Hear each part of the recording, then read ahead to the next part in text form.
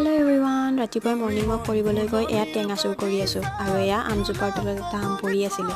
তো এইবিলাক চাই ঘৰলৈ বুলি গুচি আহিলোঁ অকণমান টাইম ফুৰি। আৰু এয়া চাওকচোন, ইমান ধুনীয়াকৈ মধুৰিআম লাগি আছে, খাবৰ হোৱা নাই বাবে নিছিঙিলোঁ।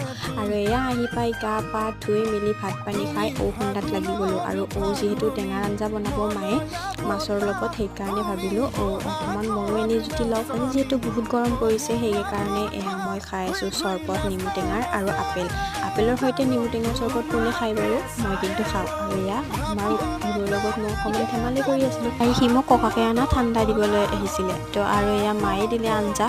আৰু তাৰে পিছতে এয়া যিহেতু সাত বিহুত 7 বিধ শাক পাচলি খাব লাগে, সেইকাৰণে এয়া শাক বুটলি আছিলে মা আৰু বৌয়ে।